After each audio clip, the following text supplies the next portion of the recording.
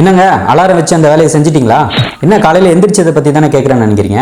கிடையாதுங்க. இன்னொரு முக்கியமான விஷயத்தையும் நம்ம அலாரம் வைக்கக்கூடிய சூழலில் இருக்கும். இதை சொல்கிறதுக்கே ரொம்ப வருத்தமாக தான் இருக்குது. ஆனால் என்னென்னா, தண்ணி குடிக்கிறது கூட அலாரம் வச்சு தண்ணி குடிக்க வேண்டிய சூழலுக்கு நம்ம வந்துட்டோம். ரொம்ப ரொம்ப வருத்தப்படக்கூடிய செய்தி.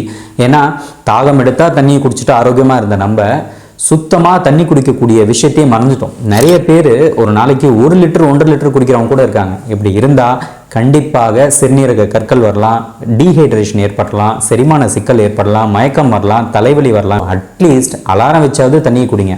தாகம் எடுத்தால் தான் தண்ணியை குடிக்கணும், அதில் எந்தவித டவுட்டும் கிடையாது. பட் ரொம்ப கம்மியாக குடிக்கிறவங்க இவ்வளோ நேரத்துக்கு குறிப்பிட்ட அளவில் தண்ணி குடிக்கணுன்ற ஒரு நினைவுக்காவது அந்த அலாரம் வச்சுக்கோங்க. அதுக்காக இதுவே மெக்கானிக்கலாக பின்பற்றாதீங்க. நம்மளுடைய உணர்வு என்ன சொல்லுதோ அதுக்கேற்ப தாகத்தை தணிப்பதற்கு தண்ணி குடிச்சிங்கன்னா நீங்கள் ஆரோக்கியமாக இருக்கலாம். இல்லைனா தண்ணீர் குடிக்காததால் ஏற்படக்கூடிய நோய்கள் உங்களுக்கு வரதான் செய்யும். தவிச்ச வாய்க்கு தண்ணி குடிங்க அப்படின்ட்டு மற்றவங்ககிட்ட சொல்லுவோம். இப்போ நம்மளுடைய உடலே தவிச்ச உடலுக்கு தண்ணி கொடுப்பான்னு கேட்குது.